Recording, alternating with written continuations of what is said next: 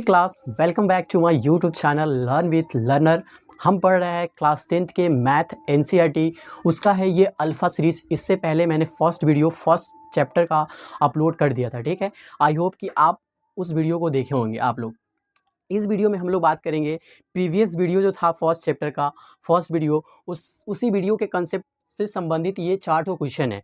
और ये क्वेश्चन ऐसे ही क्वेश्चन नहीं है, ये चारों क्वेश्चन आपके बिहार बोर्ड के प्रीवियस एग्जाम में आया हुआ क्वेश्चन है। आया हुआ क्वेश्चन कहने का मतलब ये 2021 में आया था, और ये 2022 का क्वेश्चन है, ये भी 2022 का क्वेश्चन है। और ये क्वेश्चन आया नहीं था, मैं खुद से लिखा हूँ, ठीक। ये आपका है 2021, 2022, 2022 का क्वेश्चन है। इन सब क्वेश्चन को हम लोग देखते हैं कि एक्चुअल में क्या कहना चाह रहा है। देखो, अगर हम लोग बात करें फर्स्ट क्वेश्चन की बात करें, तो क्वेश्चन में क्या कह रहा है कि किसी पूर्णांक p के लिए पूर्णांक क्या था, इंटीजर्स नंबर क्या था। मैंने प्रीवियस लेक्चर में बताया कि इंटीजर्स नंबर क्या है ना। उस पूर्णांक p के लिए प्रत्येक सम संख्या पूर्णांक का रूप कैसा होता है। जब मैं इंटीजर्स पढ़ा रहा था, इंटीजर्स लाइक ये वाला, देखो एक नंबर सिस्टम पढ़ा था जिसमें ये 0 बॉर्डर था, और ये राइट साइड में था, और ये लेफ्ट साइड। राइट साइड में आपका क्या था, पॉजिटिव नंबर्स आ रहे थे, सारे पॉजिटिव नंबर्स थे, और लेफ्ट साइड में सारे निगेटिव नंबर थे। और इन्हीं सभी नंबर्स को हम लोग क्या बोले थे, इंटीजर्स नंबर यानी कि पूर्णांक संख्या बोले थे। इसी सारी नंबर्स को हम लोग क्या बोले थे, इंटीजर्स नंबर यानी कि पूर्णांक संख्या बोले थे। और उसी क्रम में मैं आपको बताया था कि सम संख्या क्या होता है और विषम संख्या क्या होता है। तो सम संख्या इसी इंटीजर्स से निकल के आता है, जो ऋणात्मक भी हो सकता है और धनात्मक भी हो सकता है, यानी उसके साइन से कोई मैटर नहीं करता है। तो मैं उसी क्रम में बताया था कि किसी भी संख्या को आप 2 से मल्टीप्लाई कर दो, लाइक p को, और उसमें 1 ऐड कर दो, वो आपका विषम पूर्णांक का रूप धारण कर लेगा। वो विषम पूर्णांक को रिप्रेजेंट करने का ये एक तरीका है कि किसी भी विषम पूर्णांक के लिए आप उसको 2 से मल्टीप्लाई करके 1 जोड़ दो, किसी भी इंटीजर्स नंबर को, या 2 से मल्टीप्लाई करके -1 कर दो, दोनों उसका फॉर्म होता है। तो इसमें देखेंगे, सॉरी ये विषम के लिए है, ये किसके लिए है, ये विषम वाले के लिए है। तो मैं बोला ये विषम वाले के लिए, जो नीचे के क्वेश्चन है, और ये भी विषम वाले के लिए है। लेकिन जब मैं बात कर रहा था, यहाँ पे आपसे पूछ रहा है कि सम पूर्णांक की बात कर रहा है, किसका बात कर रहा है, सम पूर्णांक का। तो सम पूर्णांक के लिए क्या होता है, उसको आप डायरेक्टली उस पूर्णांक को 2 से गुना कर दो। किसी भी पूर्णांक को आप 2 से जब मल्टीप्लाई कर दोगे तो वो ऑटोमेटिकली इवन नंबर हो जाएगा। सम संख्या कहने का मतलब क्या है, आपका इवन नंबर। सम संख्या कहने का मतलब क्या है, इवन, और ये पूर्णांक का मतलब है इवन इंटीजर्स, और वो इंटीजर्स का मतलब वो ऋणात्मक भी हो सकता है और धनात्मक भी हो सकता है। दैट मीन्स इसका ऑप्शन नंबर क्या हो जाएगा, आपका डी। ये आपके बोर्ड में आया हुआ क्वेश्चन है, ठीक है। अब हम लोग देखते हैं सेकेंड क्वेश्चन को, जो है निम्नलिखित में कौन सी सबसे छोटी प्राकृत संख्या है। सबसे छोटी प्राकृत संख्या पूछ रहा है आपसे, क्या पूछ रहा है, स्मॉलेस्ट प्राकृत संख्या का मतलब होता है नेचुरल नंबर, यानी कि नेचुरल नंबर का सबसे छोटा है। वो स्टार्ट कहाँ से होता है, जहां से स्टार्ट होता है वो सबसे छोटी होगी। तो इसमें देखो ऑप्शन में दिया है 0, -1 भी दिया है, 1 भी दिया है, 2 भी दिया है। अब आप ये बताओ, क्या 0 नेचुरल नंबर में आता है, नहीं आता है। क्या -1 नेचुरल नंबर में माइनस संख्या आता ही नहीं है, तो ये -1 हो ही नहीं सकता है।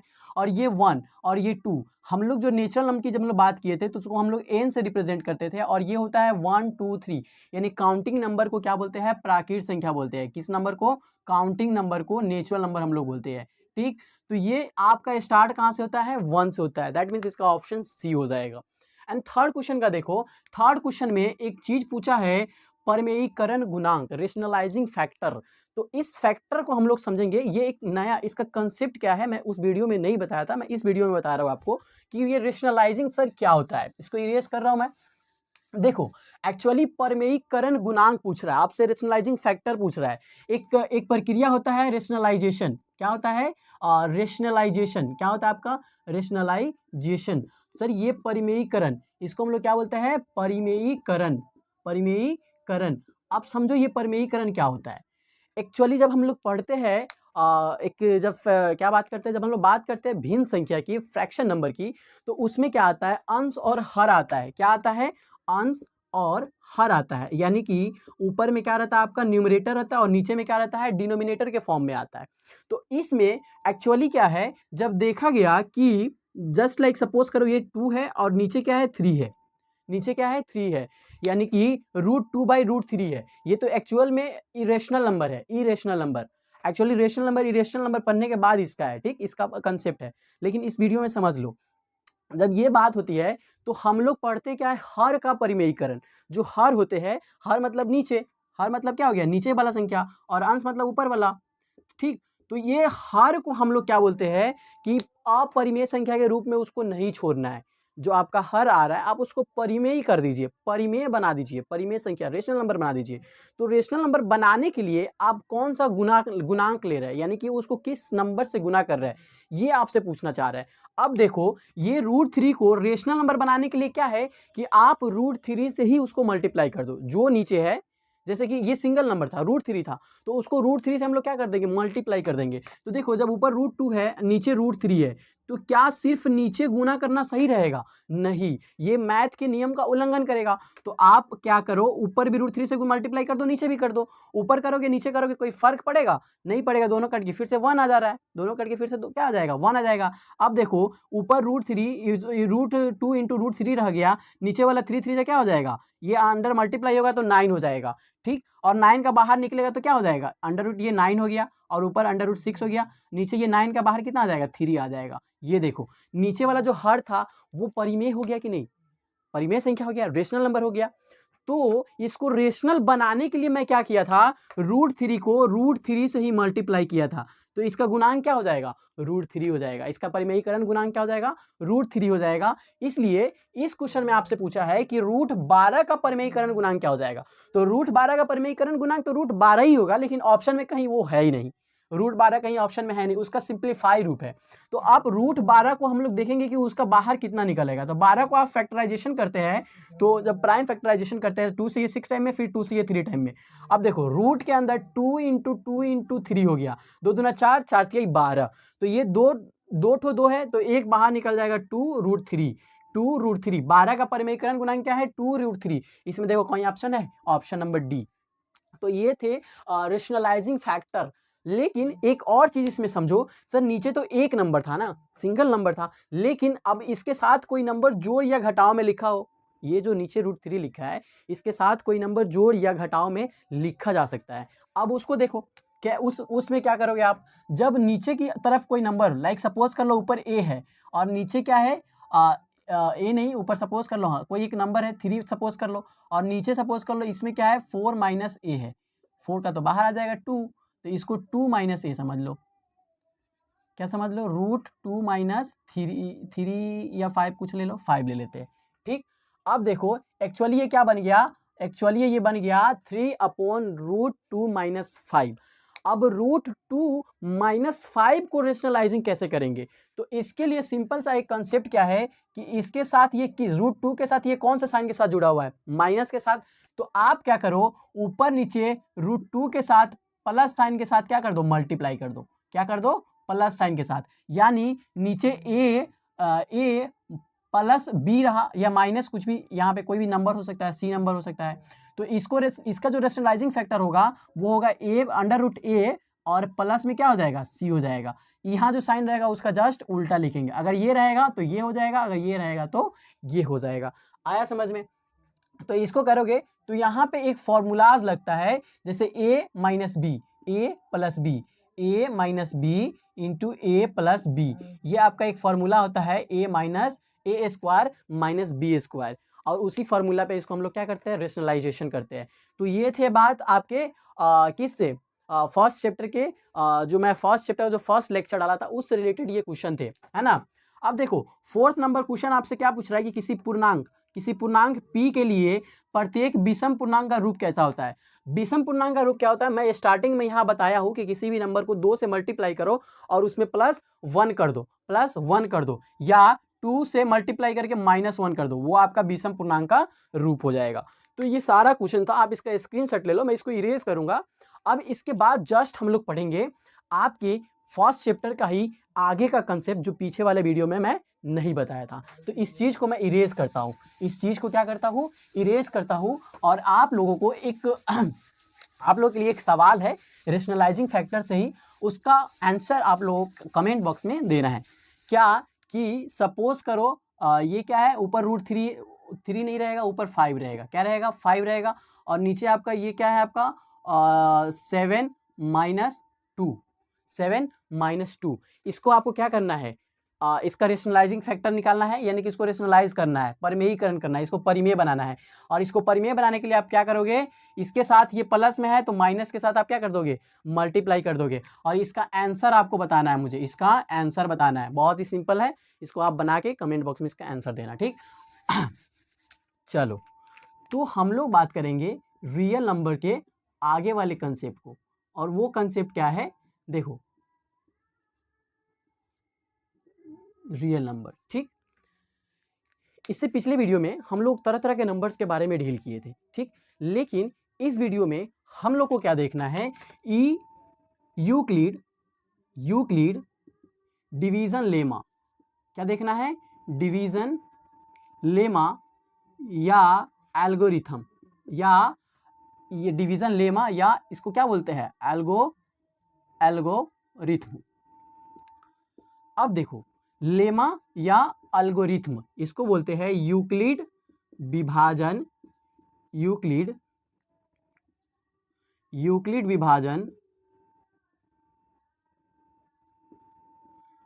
विभाजन लेमा या प्रमेयिका। सर ये प्रमेयिका क्या होता है, तो वो वाला प्रमेयिका ही नहीं है, ये लेमा वाला। हाँ, लेमा या एल्गोरिथम जो पढ़ते हैं हम लोग, यूक्लिड विभाजन, एल्गोरिथम, लेमा या प्रमेयिका, या इसी को बोलते हैं हम लोग एल्गोरिथम। हिंदी में भी इसका क्या लिखते हैं, एल्गोरिथम।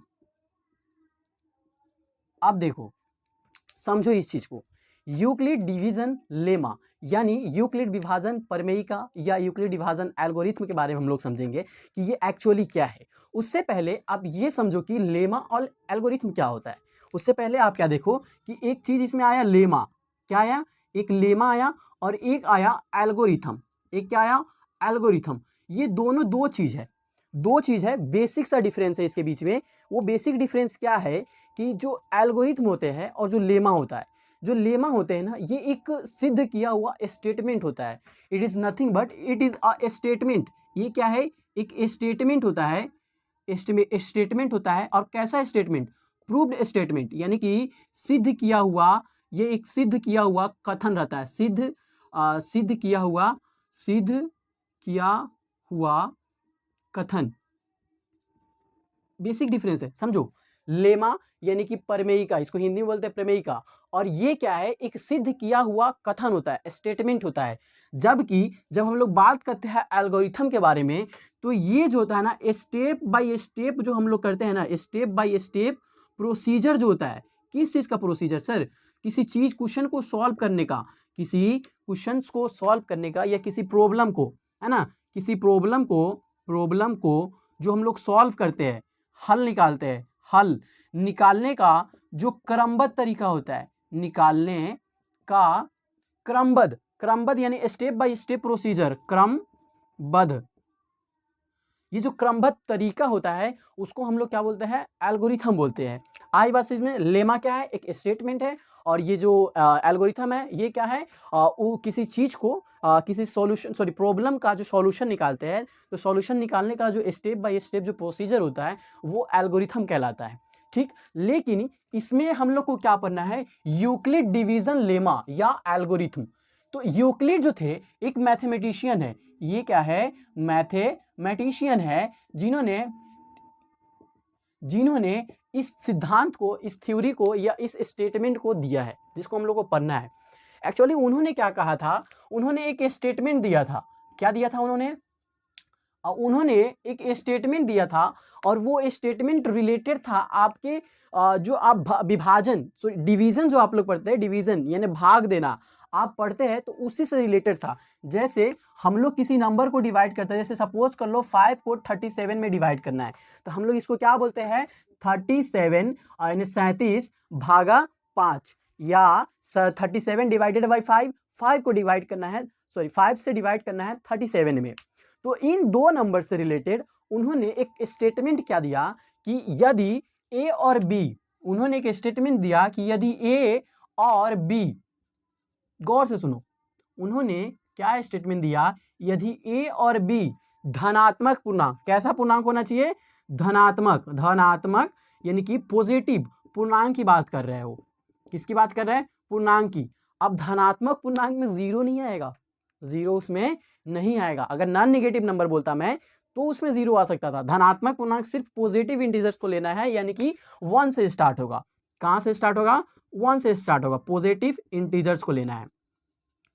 देखो एक्चुअली आपको ये मैं बता रहा हूँ, बेसिक बता रहा हूँ, उसके बारे में जो स्टोरी है उस चीज़ को बता रहा हूँ और अच्छे तरीके से बता रहा हूँ। सो आप इसको देखोगे तो आपका कंसेप्ट क्लियर हो जाएगा और इस चीज़ को कभी भूलोगे नहीं। अगर अगर ये सारी चीज़ का बात ना करूँ तो मैं आपको डायरेक्ट बता सकता हूँ ए बराबर बी क्यू प्लस आर, जहाँ आर जो होता है greater than equal to zero होता है, sorry less than greater than equal to zero होता है या लेस देन बी होता है, बात खत्म हो जाएगा। उससे रिलेटेड हम लोग क्वेश्चन बनाना स्टार्ट कर देते हैं। बेसिकली ऐसे ही पढ़ाई होता है मार्केट में।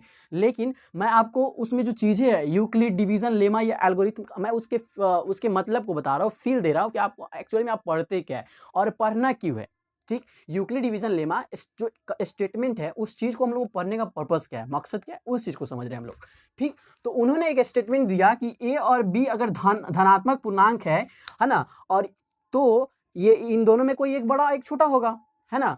तो छोटे वाले से बड़े वाले को जब हम लोग डिवाइड करते हैं तो दो ठो और धनात्मक पूर्णांक आता है जो अद्वितीय होता है, जो अद्वितीय होता है। अद्वितीय कहने का मतलब, अद्वितीय कहने का मतलब यूनिक होता है ना। अद्वितीय कहने का मतलब क्या होता है? वो यूनिक।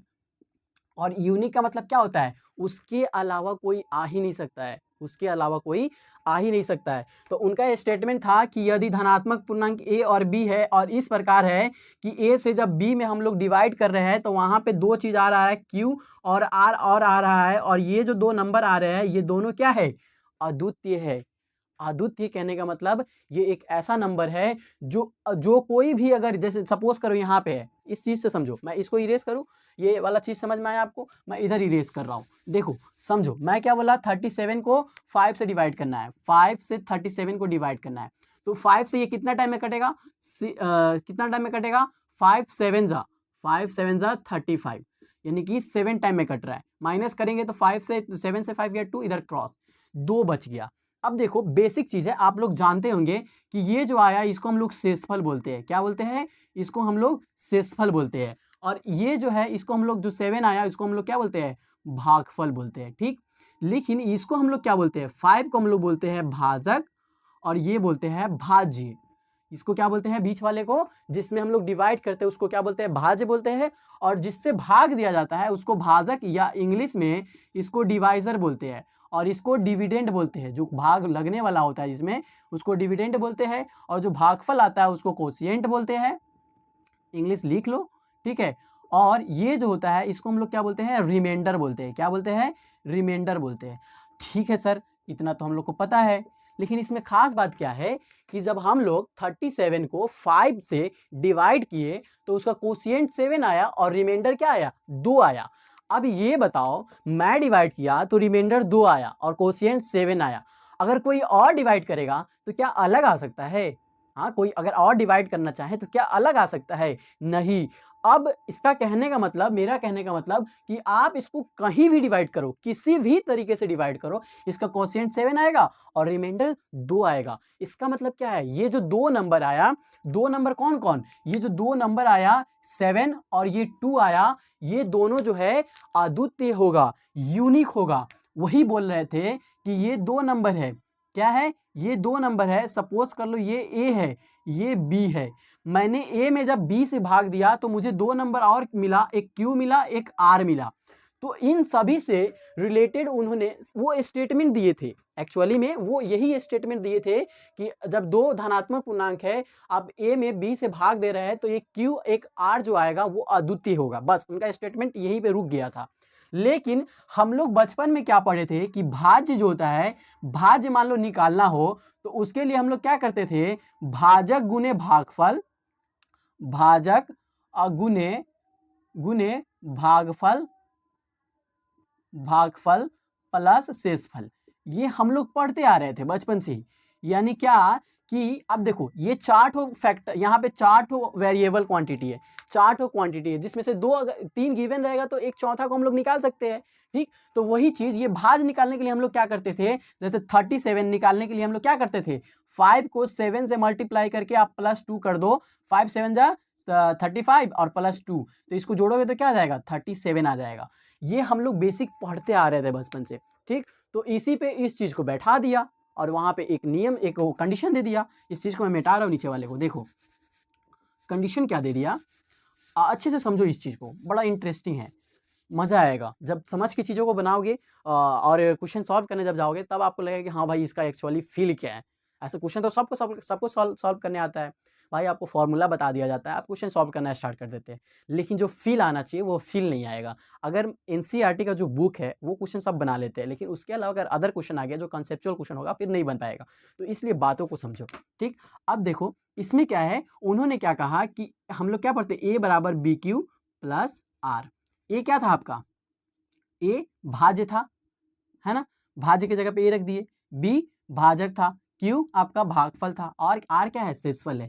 ये उन्होंने दिया, और उसके लिए ये जो शेषफल जो होता है, ये जो शेषफल कभी भी इस बी से क्या होता है, छोटा होता है, कभी भी इस बी से। शेषफल जो होता है हमेशा ये ध्यान रखना, जो शेषफल होगा वो भाजक से क्या होगा, छोटा होगा, लेकिन वो जीरो के बराबर भी हो सकता है और जीरो से बड़ा भी हो सकता है, जीरो के बराबर भी हो सकता है और जीरो से क्या हो सकता है, बड़ा भी हो सकता है। तो आर बराबर greater than equal to zero and less than B, ये आपका एक ये क्या है, कंडीशन है इस वाले चीज के लिए, और ये हमेशा एग्जाम में आता है कि यूक्लिड डिवीजन लेमा के लिए, यूक्लिड डिवीजन लेमा या एल्गोरिथम के लिए ए बराबर बी क्यू प्लस आर में आर बराबर क्या होता है, तो R greater than equal to, R क्या है, ये आर जो है ग्रेटर देन इक्वल टू किसके, जीरो के, और लेस देन कौन है, बी, बी मतलब भाजक से छोटा होगा। ये थे यूक्लिड डिवीजन लेमा, ठीक है। इस चीज को समझ गए, तो इस चीज का प्रयोग करके, इस लेमा का, ये एल्गोरिथम का प्रयोग करके हम लोग निकालते हैं एचसीएफ। क्या निकालते हैं, ये था, और ये आपका जो बी था जिसको हम लोग बी बोल रहे हैं, ये आपका भाजक था, ये आपका क्या था, भाजक था यानी डिवाइजर था, और क्यू जो था भागफल था, और जो आर था आपका शेषफल था, है ना, ये शेषफल था, यानी कि आपका ये रिमाइंडर था, देख लो थोड़ा ध्यान दो। और ये भाजक मतलब आपका क्या था, भाजक मतलब डिवाइजर था, डिवाइजर कोशिएंट था, और ये आपका डिवाइजर था, ठीक है। तो इसी क्रम में ये एक कंडीशन निकल के सामने आई थी कि आर जो होगा उसका वैल्यू जो होगा ग्रेटर देन इक्वल टू, ये greater than equal to zero and less than B होगा। इस सारी चीज़ों को समझे थे, है ना।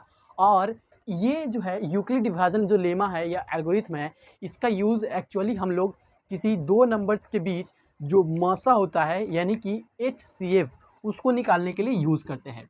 इसका जो बेसिकली यूज़ है, इसका जो यूज़ है, इसका यूज़ कहाँ है, इसका उपयोग है दो धनात्मक पूर्णांक के बीच, दो धनात्मक जो होगा, धनात्मक पूर्णांक का HCF यानी कि मौसा कैलकुलेट करने के लिए किया जाता है, मौसा निकालने के लिए इसका इस्तेमाल किया जाता है, ठीक है। देखो मोशन निकालने के लिए इसका इस्तेमाल किया जाता है। अब जो मौसा है एक्चुअली उस चीज़ को हम लोग समझेंगे पहले इस लेक्चर में कि मौसा क्या होता है, और एक और चीज़ होता है लॉसा, यानी कि HCF और LCM दोनों में एक रिलेशन भी है, उस चीज़ को भी देखेंगे। लेकिन एक चीज़ आप ध्यान रखिएगा यहाँ पे, यानी कि यूक्लिड विभाजन एल्गोरिथम का उपयोग करके जो मौसा निकलता है यानी कि HCF निकलता है, वो सिर्फ दो नंबर्स के बीच में निकलता है, दो धनात्मक पूर्णांक के लिए ही ये जो स्टेटमेंट है वो सिद्ध है, ठीक है। इसी थ्योरी से रिलेटेड ये एक क्वेश्चन है कि ये इसका और इसका यानी कि यूक्लिड विभाजन एल्गोरिथम का प्रयोग करके आप ये और ये का मौसा ज्ञात करें, ठीक। लेकिन आपको ये चीज़ इस आधार पे बताया गया है कि आप प्रीवियस क्लास में मौसा और लसा को समझ चुके होंगे, लेकिन क्लास 10th में क्लास 9th में आप लोग पढ़े हैं या ना पढ़े हैं ये तो मुझे पता नहीं। इसलिए मैं चाहता हूँ कि एकदम बेसिक से चलेंगे, एक एक चीज़ को समझेंगे कि मौसा क्या होता है, और मौसा के बाद मैं लसा बताऊँगा, और उसके बाद इस क्वेश्चंस पे हम लोग आएंगे, ठीक है।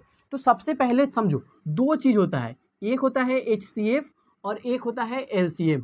क्या होता है, LCM, यानी कि हम लोग इसको बोलते हैं, ये HCF को GCD भी बोला जाता है, GCD भी बोला जाता है, और LCM को जो है उसको वही बोलते हैं। यानी कि ये आपका मौसा हो गया, ये आपका मौसा हो गया, और ये आपका क्या हो गया, लौसा हो गया। अब समझो थोड़ा एक एक चीज़ है, उस चीज़ को समझो कि मौसा क्या होता है और लसा क्या होता है। तो जो मौसा होता है ये होता है आपका महत्तम समापवर्तक, महत्तम समापवर्तक होता है, महत्तम समापवर्तक। और जो लसा होता है ये लघुत्तम समापवर्तीय होता है। क्या होता है? लघुत्तम लघुत्तम लघुत्तम समापवर्तीय। क्या होता है? वर्तीय। यानी कि आपका अगर मैं इसका बात करूं तो ये होता है हाईएस्ट कॉमन फैक्टर की बात करते हैं। यहाँ पे किसका बात करते हैं? फैक्टर की बात करते हैं, या ग्रेटेस्ट कॉमन डिवाइजर की बात करते हैं। जीसीडी का मतलब क्या होता है? ग्रेटेस्ट कॉमन डिवाइजर, या इसको हम ये भी लिख देते हैं ग्रेटेस्ट कॉमन डिवाइजर। ठीक है। अब यहाँ पे क्या होता है? एलसीएम का जो फुल फॉर्म होता है वो होता है लोवेस्ट कॉमन मल्टीपल। क्या होता है? मल्टीपल। अब देखो इस एलसीएम और एचसीएफ की जब हम लोग बात कर रहे हैं कि एलसीएम क्या होता है, एचसीएफ क्या होता है, तो ये चीज़ जो बेसिकली हम लोग क्या पढ़ते हैं, बचपन से क्या पढ़ते आया है, एलसीएम या एचसीएफ के बारे में, मौसा के बारे में हम लोग ये पढ़ते आए हैं कि बड़ी से बड़ी संख्या जो दी गई दो संख्याओं को विभाजित कर दे, पूर्णतः विभाजित कर दे, वो मौसा कहलाता है ना। या लसा के बारे में हम लोग पढ़ते आए हैं कि सबसे छोटी संख्या जो दी गई संख्याओं से विभाजित हो जाए, पूर्णतः विभाजित हो जाए। मौसा में सबसे बड़ी संख्या जो दी गई संख्याओं को विभाजित कर दे, या लसा में हम लोग क्या बात करेंगे? सबसे छोटी संख्या जो दी गई संख्याओं से विभाजित हो जाए। ठीक, इसी क्रम में हम लोग ये चीज़ पढ़ते आए हैं, यानी कि मौसा के बारे में ये पढ़ाया गया है कि दो संख्याओं का यदि आप मौसा निकाल रहे हैं तो वो जो दो संख्या होंगे उसमें से कोई एक होगा या उन दोनों से छोटा होगा, उसका मौसा यानी कि एचसीएफ। लेकिन एलसीएम में बताया गया कि दो संख्याओं को जो एलसीएम निकाल रहे हैं या तो उन दोनों संख्याओं में से कोई एक होगा या उन दोनों संख्याओं से बड़ा होगा, छोटा नहीं होगा। ये लॉसा का कंसेप्ट था। वही चीज़ है कि लोवेस्ट कॉमन मल्टीपल्स या ग्रेटेस्ट कॉमन डिवाइजर या ग्रेटेस्ट कॉमन फैक्टर। तो ये जो फैक्टर है, ये जो मल्टीपल है, सर ये फैक्टर और मल्टीपल क्या होता है? समाप अपवर्तक। यहाँ पे क्या आता है? अपवर्तक यानी कि फैक्टर, डिवाइजर, और यहाँ पे आता है अपवर्त्य। क्या आता है? अपवर्त्य यानी कि मल्टीपल्स। तो मैं आपको एक चीज़ बता रहा हूँ कि फैक्टर क्या होता है और मल्टीपल्स क्या होता है। जैसे अगर हम लोग समझे फैक्टर्स को और मल्टीपल्स को, सपोज कर लो ये आपके पास क्या है? 15 है। क्या है? 15 है। अगर इसके फैक्टर की बात करें, इसके फैक्टर की बात करें तो क्या हो सकता है? पॉसिबल फैक्टर की हम लोग बात कर रहे हैं। एक चीज़ ध्यान में रखना कि इसके जितने भी अपवर्तक होंगे उन सभी का मैं बात कर रहा हूँ, यानी ये किस किस नंबर से डिवाइड हो रहा है, जिस नंबर से ये डिवाइड होगा वो इसका क्या कहलाएगा? फैक्टर कहलाएगा, यानी कि अपवर्तक कहलाएगा। अब समझो, यहाँ पे ध्यान दो कि मैं बताना क्या चाह रहा हूँ। जैसे ये है, ये 1 से भी कटेगा, 3 से भी कटेगा, 5 से भी कटेगा और 15 से भी कटेगा। कटेगा कि नहीं कटेगा? कटेगा सर। अब ये जब कट रहा है, हाँ, अब ये जब कट रहा है तो ये सारे क्या है? इसके पॉसिबल फैक्टर है। ये सारे क्या है? इसके पॉसिबल फैक्टर है। यानी 15 यानी 15 1 के पहाड़े में भी आता है, 3 के पहाड़े में भी आ रहा है, 5 के पहाड़े में भी आ रहा है और 15 के पहाड़े में भी आ रहा है। ठीक, तो ये सारे क्या कहलाएंगे? फैक्टर कहलाएंगे। किसका फैक्टर? 15 का फैक्टर कहलाएंगे। 1 is a factor of 15, 3 is a factor of 15, 5 is a factor of 15, 15 is also a factor of 15। यानी कि 1 15 का फैक्टर है, यानी कि अपवर्तक है, 3 भी उसके अपवर्तक है, 5 भी उसके अपवर्तक है, 15 भी उसके अपवर्तक है। आई बात समझ में? लेकिन जब हम लोग बात करते हैं मल्टीपल्स का, किसका बात करते हैं? मल्टीपल्स का। ये तो सर ठीक है, ये फैक्टर हो गया, लेकिन मल्टीपल्स क्या होता है? तो मल्टीपल्स की अगर मैं बात करूँ इस 15 के लिए ही, तो वैसा जो इसके टेबल में आता है, देखो ये 15 जिसके टेबल में आता है वो सारा इसका फैक्टर कहला गया, लेकिन 15 के टेबल में जो आएगा, जैसे 30 हो गया, 45 हो गया, 60 हो गया, 75 हो गया, वो सारा क्या कहलाएगा? मल्टीपल्स कहलाएगा, अपवर्त्य कहलाएगा। क्या कहलाएगा? मल्टीपल्स। ये सारा चीज़ क्या कहलाएगा? आपका मल्टीपल्स कहलाएगा। आई बात समझ में? तो मैं आज आप लोगों को ये एचसीएफ और एलसीएम का फील दे रहा हूँ कि एलसीएम और एचसीएफ एक्चुअली में होता क्या है। तो इसी क्रम में मैं आपको ये बता दिया कि फैक्टर क्या है, यानी कि किसी नंबर के लिए वो सारे नंबर जो उसके टेबल में आता है यानी उसको डिवाइड कर दे, दिए गए नंबर को जो भी नंबर डिवाइड कर पा रहा है, कंप्लीटली डिवाइड की बात हो रही है, तो उसको फैक्टर बोल दिए। और उसी क्रम में हम लोग जो लोवेस्ट या लीस्ट कॉमन मल्टीपल की हम लोग बात कर रहे थे, तो इस मल्टीपल्स को हम लोग देखें कि मल्टीपल्स क्या होगा, लोवेस्ट की जगह पे लीस्ट भी होता है, लीस्ट या लोवेस्ट कॉमन मल्टीपल। तो आप फैक्टर को भी समझे और मल्टीपल्स को भी समझे। और कॉमन का मतलब होता है, कॉमन का मतलब होता है ओवैनिस्ट। क्या होता है? कॉमन का मतलब होता है ओवैनिस्ट, यानी कि जो दोनों में हो। कॉमन का मतलब होता है ना कि जो दोनों में हो। जस्ट लाइक मैं इसमें अगर बात करूं, आई हैव 4 मार्कर्स, तो इसमें ये 4 मार्क्स में कॉमन कौन कौन सा है? ये दोनों क्या है? कॉमन है, सेम कलर का है, ब्लू है, ये रेड है, ये ब्लैक है, ये डिफरेंट कलर का है, तो ये दोनों एक दूसरे के कॉमन हुए कि नहीं? जस्ट लाइक मैं एक ग्रुप बनाया, ये देखो 2 ग्रुप है, एक ये है ब्लू और ब्लैक का, एक रेड और ब्लू का है। अगर मैं इसमें से कॉमन निकालना चाहूँ तो कॉमन कौन सा निकल जाएगा? इधर से भी ब्लू निकल जाएगा, इधर से भी ब्लू निकल जाएगा। ये सारा क्या है? कॉमन है, ओवैनिस्ट है। वही चीज़ हम लोग देखेंगे 2 नंबर्स के बीच में, और वो नंबर्स कौन कौन होगा? एक ए होगा, एक बी होगा। ये कौन कौन सा नंबर होगा? एक ए होगा, एक बी होगा, और इन दोनों के बीच में हम लोग देखेंगे मौसा और लसा। इन दोनों के बीच में देखेंगे हम लोग मौसा और लसा। तो पहले बेसिक समझो कि एक्चुअली क्या होता है। तो मैं इसको इरेज कर रहा हूँ, इसको क्या कर रहा हूँ? मैं इरेज कर रहा हूँ। अब देखो, समझो एचसीएफ और एलसीएम को समझो, क्या होता है दोनों एक्चुअली। मैं अगर बात किया, ये एक 15 हमको दिया हुआ है, ठीक है सर, एक 15 दे दिया आपको, और एक मैं आपको दे दिया क्या, एक में आपको दे दिया 10 ले लेते हैं, ठीक है। 2 ठो नंबर है सर, इन दोनों का एचसीएफ निकालिए। पहले एचसीएफ कैलकुलेट करते हैं, फिर हम लोग क्या निकालेंगे? एलसीएम निकालेंगे, ठीक है, एलसीएम निकालेंगे। अब समझो, इसका हमको एचसीएफ निकालने के लिए फैक्टर चाहिए, तो इसके फैक्टर में कौन कौन आ गया? 1 आ गया, ठीक है सर। इसके फैक्टर में और कौन कौन आ जाएगा? 3 भी आ गया सर, ठीक है। इसके फैक्टर में और कौन कौन आ जाएगा? 5 आ जाएगा सर, ठीक है। और इसके फैक्टर में 15 भी आ जाएगा। क्या आ जाएगा? 15 भी आ जाएगा। तो ये सारे क्या है?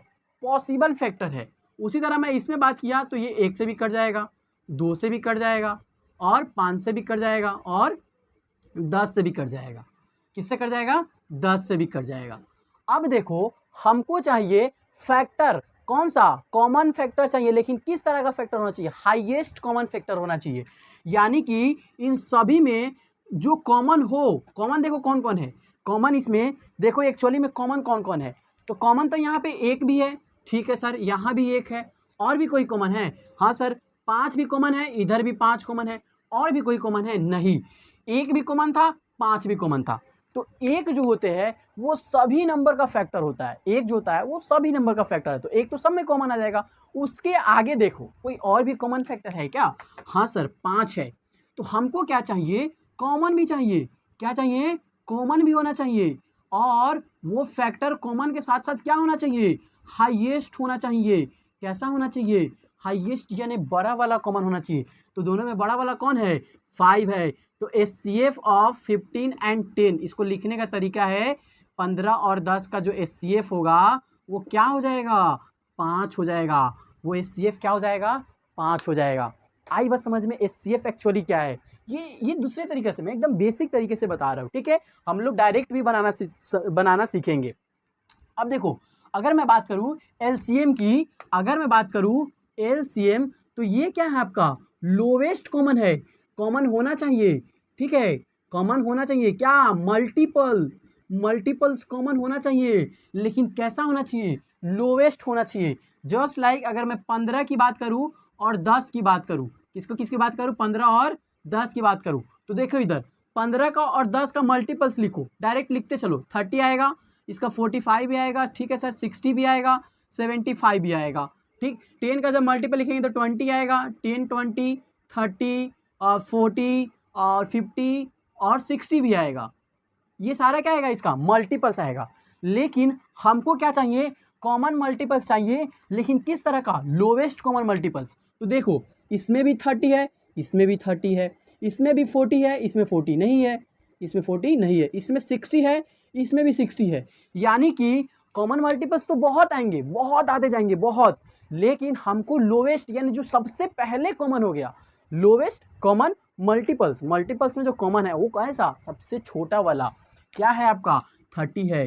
तो एलसीएम की अगर मैं बात करूँ किसमें 15 और 10 में, तो एलसीएम कितना आ जाएगा आपका, एलसीएम आ गया आपका 30, एलसीएम कितना आ गया 30। ये होता है एलसीएम और एचसीएफ। ये बेसिक तरीका था, ये क्या था, बेसिक, एकदम बेसिक जो बच्चा लोग बनाता है, ठीक। लेकिन मैं आपको बताऊंगा अभाज्य गुणनखंड के तरीका से भी निकाला जाता है एचसीएफ और एलसीएम निकालने का। देयर आर मेनी वे, ये बेसिक तरीका था। इसके बाद अभाज्य गुणनखंड के बेसिक अभाज्य गुणनखंड के तरीका पे निकालेंगे। अभाज्य गुणनखंड के अलावा एक अंकगणित जो हम लोग पढ़ेंगे फंडामेंटल थ्योरम ऑफ अरिथमेटिक्स, उसके बेसिस पे भी निकालेंगे। और उससे पहले एक अभाज्य गुणनखंड होता है प्राइम फैक्टराइजेशन, उसके बेसिस पे हम लोग निकालते आ रहे हैं, बचपन से भी एलसीएम आप लोग निकालते आ रहे होंगे, एचसीएफ भी, वो जो जिस मेथड से निकालते हैं उसको अभाज्य गुणनखंड विधि बोलते हैं, अभाज्य गुणनखंड, ठीक है। तो उस विधि से भी निकालने का कोशिश करेंगे। तो मैं सबसे पहले क्या करता हूँ, इस चीज़ को इरेज करता हूँ और मैं एक चीज़ और बताता हूँ कि अभाज्य गुणनखंड क्या होता है। उससे पहले आप एलसीएम और एचसीएफ को समझ गए होंगे। एक चीज़ और ध्यान में रखिएगा कि 2 नंबर के लिए ए और बी, 2 नंबर के लिए एलसीएम और एचसीएफ में एक रिलेशन है। वो रिलेशन क्या है कि एचसीएफ और मल्टीपल एलसीएम, यानी कि एचसीएफ और एलसीएम का आप मल्टीप्लाई कीजिएगा तो वो उन दोनों नंबर के जो गुणनफल होंगे उसके बराबर आएंगे। HCF into LCM is equal to पहली संख्या गुने दूसरी संख्या। अब इसी क्रम में आपको जो चाहिए वो निकाल सकते हैं। अगर सिर्फ आपको एचसीएफ चाहिए तो ए गुने बी में एलसीएम से आप क्या कर दोगे, डिवाइड कर दोगे तो मिल जाएगा। आपको सिर्फ एलसीएम चाहिए तो ए गुने बी में आप एचसीएफ से डिवाइड कर दोगे तो मिल जाएगा। उसी तरह आपको सिर्फ ए चाहिए या बी चाहिए तो भी आप निकाल सकते हैं। अगर सिर्फ ए चाहिए तो एचसीएफ गुने एलसीएम में बी से डिवाइड कर दीजिएगा, अगर सिर्फ बी चाहिए तो एलसीएम गुने एचसीएफ में ए से डिवाइड कर दीजिएगा। ये इसके बीच में रिलेशन है, इस रिलेशन को ध्यान में रखना है, ठीक है। मैं इसको इरेज करता हूँ, एक छोटा सा चीज़ है अभाज्य गुणनखंड, उसको समझ लीजिए, ठीक। इरेज कर रहा हूँ मैं इसको।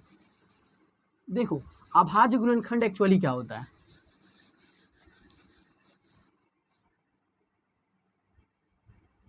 अभाज्य गुणनखंड, इसको हम लोग समझेंगे अभाज्य गुणनखंड,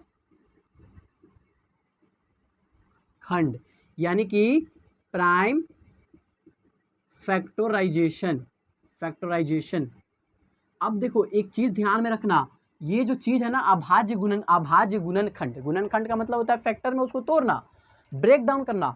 लेकिन अभाज्य का मतलब होता है अभाज्य संख्या। जो प्राइम नंबर हम लोग पढ़े थे, तो प्राइम नंबर और कंपोजिट नंबर को हमेशा दिमाग में बैठा कर रखना, क्योंकि इससे बहुत ज़्यादा क्वेश्चंस आते हैं और हर कंसेप्ट में ये प्राइम और प्राइम और कंपोजिट का बात होगा, भाज्य और अभाज्य संख्या की बात होगी।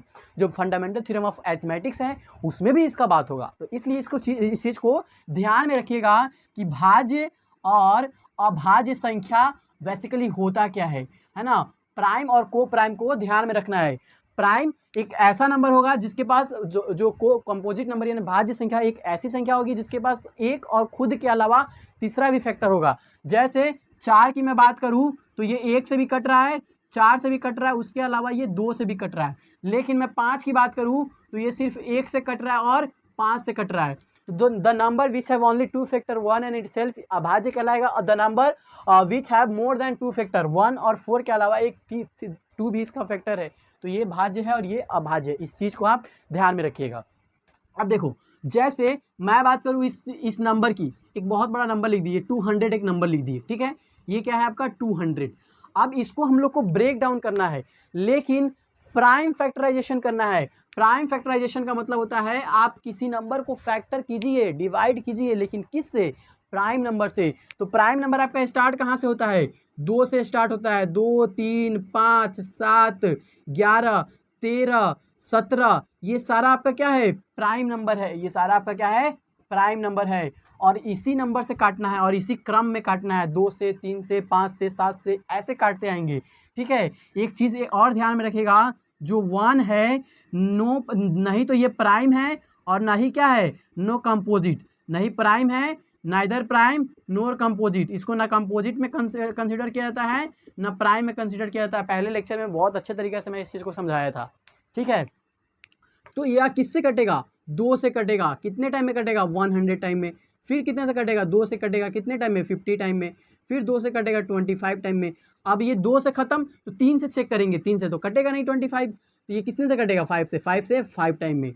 तो ये देखो 2 इंटू 2 इंटू 2 इंटू 5 इंटू 5, ये जो हो गया इसको और भी हम लोग शॉर्ट करें तो 2 कितने टाइम है, 1 2 3 टाइम, तो पावर 3 लगा देंगे, मल्टीपल 5 कितने टाइम है, 2 टाइम, पावर 2 लगा देंगे। ये जो है आपका ये है अभाज्य गुणनखंड। ये क्या है, अभाज्य गुणनखंड जो एलसीएम। लेकिन इसका यूज करके मौसक कैसे निकालते हैं, तो इसमें क्या बोला गया कि अगर दो नंबर है ए और बी, दो नंबर है ए और बी, जहां पे ए ग्रेटर देन बी है, क्या है, ए ग्रेटर देन बी है, यानी ए बड़ा है और बी छोटा है, तो इस सिचुएशन में आप क्या करोगे, इस ए में आप बी से भाग दोगे, तो दो चीज़ आएगा, एक क्यू आएगा और एक शेषफल आर आएगा, ठीक है, ये चीज़ आएगा, एक कोशिएंट आएगा और एक रिमाइंडर आएगा, आएगा ना। तो HCF of A B is equal to B होगा, कब, बी यानी कि जिससे आप भाग दे रहे हैं, जिससे आप भाग दे रहे हैं, ये BHCF कब होगा, जब अगर यहाँ पे अगर रिमाइंडर फर्स्ट स्टेप में अगर 0 आ गया, if R is equal to 0 then इसका HCF क्या होगा, B होगा। लेकिन इन केस अगर ये R 0 के बराबर नहीं आया तो क्या करेंगे सर, तो क्या करेंगे, अगर R डजंट इक्वल टू 0 तब उस स्टेप को आगे बढ़ाएंगे और ये Q और R जो है इसका HCF हम लोग कैलकुलेट करेंगे, किसका करेंगे, नहीं सॉरी उसका नहीं, ये वाला, ये B और R का HCF कैलकुलेट करेंगे, HCF of B and R calculate करेंगे, यानी ये जो R होगा ये आपका क्या बन जाएगा, ये आपका डिवाइजर बन जाएगा, और ये जो B होगा वो क्या बन जाएगा, डिविडेंड बन जाएगा। आई बात समझ में, ये B A का जगह ले लेगा और R जो है B का जगह ले लेगा, है ना। तो इस चीज़ को हम लोग समझते हैं। देखो हमको किस किस का नंबर निकालना है मौसा, ये 867 यानी 867 और एंड क्या है 225 है। लेकिन इसमें बताया है भाई यूक्लिड विभाजन एल्गोरिथ्म का प्रयोग करना है ना, अगर ये नहीं बोलता तो हम लोग तो सिंपली इसको किसी भी मेथड से बना देते हैं, लेकिन यहाँ पे कंडीशन लगा हुआ है। तो इस क्रम में हम लोग क्या करेंगे, 225 से हम लोग 867 को डिवाइड करेंगे, जो बचपन में बनाने का तरीका था ना भाई वो सेम है। एक बार इसको डिवाइड करके रफली एक आइडिया ले लो और उसके बाद हम लोग अप्लाइड करेंगे यूक्लिड डिवीज़न लेमा। अब देखो यहाँ पे अगर देखोगे तो ये इसको काटो, कितने टाइम में कट रहा है, 2 टाइम में नहीं, 3 टाइम में ट्राई करो, 3 5 जा 15 और 1 का कैरी गया 3 6, हाँ 3 टाइम में कटेगा। देखो 3 5 15, हाथ में गया 1, 3 दूना 6, 1 7, हाथ में 1 भी नहीं गया, 3 दूना 6 हो गया, ठीक है। अब इसको हम लोग क्या करते हैं, माइनस करते हैं, तो माइनस करेंगे तो कितना आएगा, 7 में से 5 जाएगा तो 2 बचेगा, 6 में से 7 जाएगा तो कितना बचेगा, 6 में से 7 जाना है ना। तो यहाँ पे आपका ये क्या हो जाएगा, 16 हो जाएगा, 16 में से 7 जाएगा तो कितना बच जाएगा, 9 बच जाएगा, और यहाँ पे 7 में से 1 जाएगा तो कितना बच जाएगा, यहाँ पे 8 एक 1 दे दिए ना इसको, तो यहाँ पे कितना बच गया, 192 बच गया, क्या बच गया आपका, 192 बच गया, सही बचा है, हाँ 225 है ना इधर पे, ठीक है। अब देखो अब इस चीज़ को समझो, अब ये चूंकि रिमाइंडर 0 नहीं आता है तो हम लोग इसको क्या बढ़ाते हैं, आगे स्टेप बढ़ाते हैं, लेस देन 0 है, भले सॉरी डजंट इक्वल टू 0, तो अब इस केस में ये वाला इधर क्या आ जाएगा, ये वाला इधर आ जाएगा, और फिर ये जो रिमाइंडर होगा ये B का काम करेगा और ये B जो होगा A के जगह पे आ जाएगा 225। अब ये 1 टाइम में कटेगा, 1 टाइम में कटेगा तो 92, अब ये देखो काटो इसको, कितना आ रहा है 3, और ये 3 हो गया, और ये 12 में से 2 में से 9 नहीं जाएगा तो 12 में से 9 जाएगा तो कितना बचेगा, 3 बचेगा, ठीक है, और ये वाला इधर कैंसिल हो गया, आई बात समझ में। फिर इधर क्या उतर जाएगा, ये वाला चीज़ इधर आ जाएगा, कहाँ पे, यहाँ पे आ जाएगा, ठीक। अब इसको हम लोग डिवाइड करो, कितना टाइम में कट रहा है, 3 का कितने टाइम ले लो, 6 टाइम लेके चेक करो, 6 टाइम में 6 त्रिका 1 मिनट 18, 6 त्रिका 18 1 19, नहीं ज़्यादा आ रहा है, 5 टाइम में लो, चलो 5 टाइम में लो, 5 टाइम में लोगे तो कितना होगा, 3 5 15 का 5 हाथ में गया 1, 3 5 15 1 16, फिर इसको सब्ट्रैक्ट करो, फिर इसको सब्ट्रैक्ट करोगे तो कितना आएगा, 5 में से 12 में से 5 जाएगा तो कितना बचेगा, 8 5 12, इधर 8 में से 6 गया तो 2 और इधर कैंसिल हो गया। सही है, ध्यान देना भाई। 12 में से 8 गया, 5 गया, 8 बचेगा, ठीक है। नहीं 8 नहीं ना बचेगा भाई, 7 बचेगा ना, 7 बचेगा, ठीक है। और ये फिर इधर 8 में से 6 गया 2 और इधर कैंसिल हो गया। फिर ये आगे बढ़ेगा, ये 3 3, फिर ये काटेंगे, ये 1 टाइम में कटेगा, 27 में से ये माइनस होगा तो ये 6 आ जाएगा। फिर ये 27 को फिर काटेंगे हम लोग 4 टाइम में, 24, फिर ये 3 आ गया, फिर ये 6 टाइम में कटेगा 2 टाइम में, और ये 6 इज इक्वल टू 0 हो जाएगा। रिमाइंडर यहाँ पे क्या आ गया, 0 आ गया। अब देखो मैं आपको क्या बताया था कि जिस स्टेप पे जहाँ पे 0 आ जाएगा ना, जहाँ पे 0 आ जाएगा और वो 0 जिस डिवाइज़र पे आएगा वो डिवाइज़र उसका क्या कहलाएगा, HCF कहलाएगा। वो डिवाइज़र उसका क्या कहलाएगा, HCF कहलाएगा। यानी कि यहाँ पे A के जगह पे कौन है, 6 है, और B के जगह पे क्या है, 3 है। तो HCF of A and B is equal to B होता है जब R बराबर 0 आ जाए। तो इसमें B कितना है, 3 है, इसलिए HCF ऑफ क्या 867 और 225 इज इक्वल टू कितना हो जाएगा, 3 हो जाएगा, इज इक्वल टू 3 हो जाएगा। ये तो ऐसे निकल गया, लेकिन इस चीज़ को हमको इस पे अरेंज करना है, यूक्लिड विभाजन एल्गोरिथम पे अरेंज करना है। तो यहाँ लिखेंगे, यहाँ क्या लिखोगे, यहाँ कुछ स्टेटमेंट लिखना है, यूक्लिड विभाजन एल्गोरिथम से, है ना। ये क्या, A बराबर BQ प्लस R, जहाँ पे R का वैल्यू क्या होगा, greater than equal to 0 less than B। अब देखो यहाँ पे इसको सब सजाएंगे, ये 7 टाइम में, ये कितने टाइम में मल्टीप्लाई हुआ है, 225 में कितने टाइम में मल्टीप्लाई हुआ है, 3 टाइम में मल्टीप्लाई हुआ है, कितने टाइम में, 3 टाइम में मल्टीप्लाई हुआ है। रिमाइंडर कितना आ गया, 192। अब देखो यहाँ पे हम लोग क्या लिखेंगे, चूँकि R डजंट इक्वल टू 0, इसलिए ये स्टेप क्या होगा, फिर से आगे बढ़ेगा। अब ये किसके लिए बढ़ेगा, तो ये 225 के लिए बढ़ेगा, 192 मल्टीप्लाई 1 इज प्लस 33, ठीक है। और यहाँ पे भी वही चीज़ आ रहा है, A B doesn't equal to 0, R doesn't equal to 0, फिर से ये स्टेप बढ़ेगा, किसके लिए, इस वाले के लिए, किसके लिए, हाँ हाँ इसके लिए। अब 192 ये वाला चीज़ है, उसको बैठाते चलो, 33 में कितने टाइम में मल्टीप्लाई हुआ है, 5 टाइम में, और रिमाइंडर कितना है, 27।